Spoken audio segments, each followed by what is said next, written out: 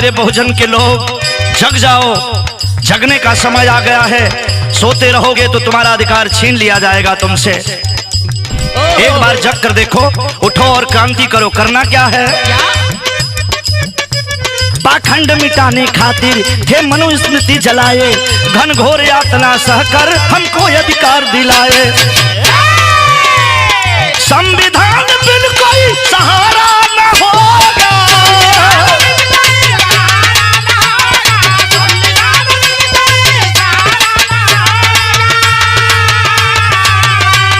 संविधान बिल कोई सहारा न होगा, सहारा न होगा।